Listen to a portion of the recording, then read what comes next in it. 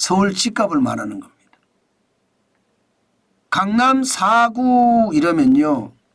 강남, 서초, 송파, 강동입니다. 그런데 이 강동에서 집값이 떨어지기 시작했습니다. 이거 한번 보세요. 2024년 12월 2일 기준입니다. 서울 강동구 집값은요.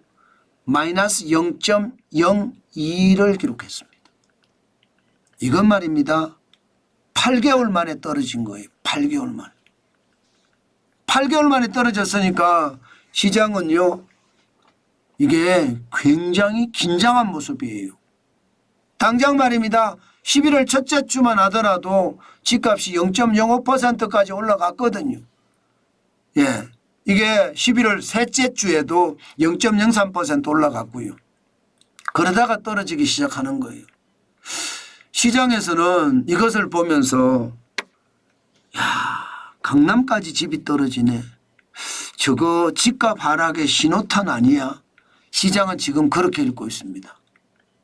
그만큼 강남이 집값이 떨어졌다는 것은 시장에서 굉장히 놀라운 일이다.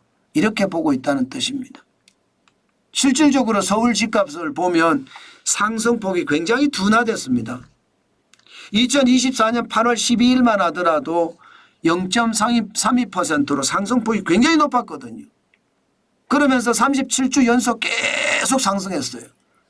그러다가 지난주에 0.04% 상승하고요. 이번 주도 0.04% 상승했습니다. 상승폭이 확 줄었죠.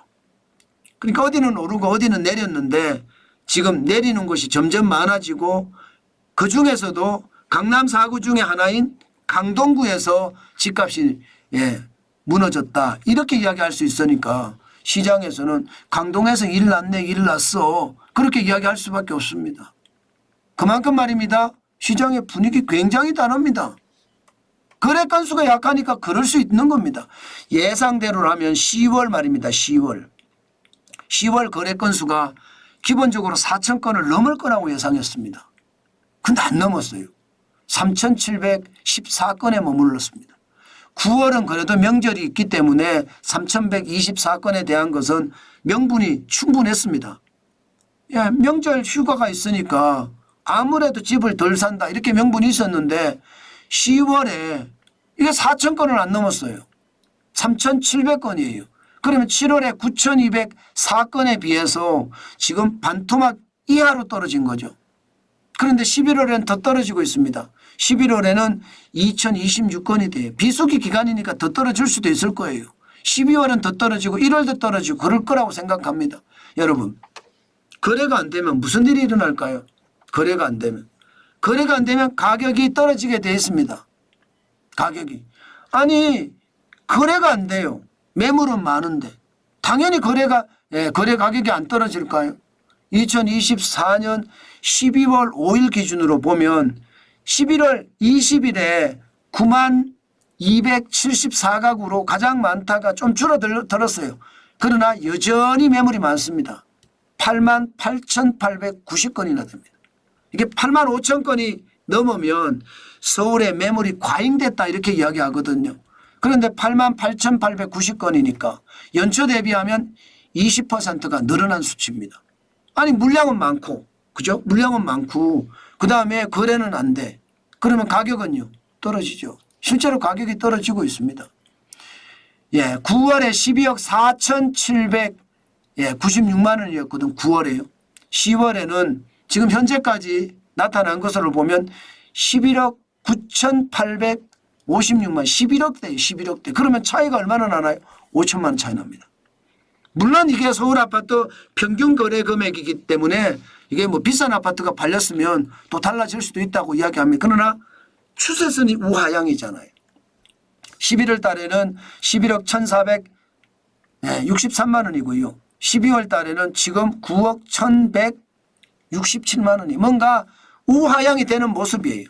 지난 6월 이후로 보면 약간씩 올라가기는 했으나 또 어떨 때는 떨어지기도 했으나 전체적으로 우하향하는 분위기는 맞죠. 그러니까 집값이 떨어진다는 이야기가 나오는 거죠. 여기 여러분 실질적으로 서울만 이런 게 아니잖아요. 지금 전국은 떨어지고 있고 2주 연속 떨어지고 있습니다. 2024년 11월 25일 전국 아파트 매매값은요. 마이너스 0.02 이번 주 12월 2일도 마이너스 0.02 두 달 연속 떨어지고 있습니다. 두 달 연속. 죄송합니다. 2주 연속 떨어지고 있습니다. 그러니까 집값이 이제 서울도 강동이 떨어졌어요. 근데 전국의 아파트는 전체적으로 떨어지고 있는 분위기예요. 서울은 좀 올라가지만 낙폭을 줄인 분위기고요. 수도권도 낙폭을 좀 줄였어요. 이게 다음 주에 가면 이제 어떤 일이 벌어질런지 모릅니다. 탄핵까지 있었으니까. 탄핵 발의까지 지금 시작이 됐으니까. 지난 11월 25일에 0.01% 오르는 데 그쳤거든요. 12월 2일에는 이번 주죠. 0.02% 올랐습니다. 물론 걱정하는 분들은 있어요. 아직까지 서울 아파트 전세값이 안 떨어졌다. 80주 연속 올라가지 않느냐. 안 떨어졌기 때문에 집값이 떨어졌다 이렇게 말하기는 어렵다 이렇게 이야기합니다. 그러나 대부분의 사람들 시장의 사람들 이야기를 들어보면요. 이 와중에 집을 사겠냐는 거예요. 이 와중에 누가 집을 사겠냐는 거예요. 게다가 송파구에 그래도 잠실하면 아파트 단지들이 많고 이게 거래가 잘 이루어지는 곳이에요. 거기에 중개사 분들 하시는 이야기 들어보면 이런 건 처음이다. 중개사 분들조차 지금 술렁이고 있습니다. 돈을 못 보니까 그래. 돈을 못 보. 거래가 돼야지 수수료도 받죠. 그만큼 말입니다. 서울의 집값의 상황은 예상했던 것보다 지금 다르다. 이것 반드시 아시고 제가 늘 말씀을 드려요. 이게 11월, 12월, 1월 요 3개월이 비수기라서 집값이 잘 떨어집니다. 그런데 이번에도 여지없이 떨어지는데 앞으로 어떻게 될지 더 봐야죠. 우리 경제가 제가 봐서는 호락호락하지는 않거든요.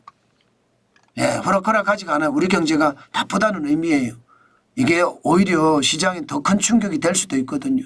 한번 좀 생각을 해봐야 된다는 뜻입니다. 그만큼 말입니다. 저는 집 사고 파는 건 지금은 그냥 관망하고요. 관망하고 있었으면 좋겠습니다. 파는 사람들은 팔려고 노력해야 되겠지만 안 팔립니다. 그 정도로 시장이 꽁꽁 얼어붙었다. 공인중개사들조차도 술렁일 정도로 얼어붙었다. 그 말씀 강조해서 드립니다.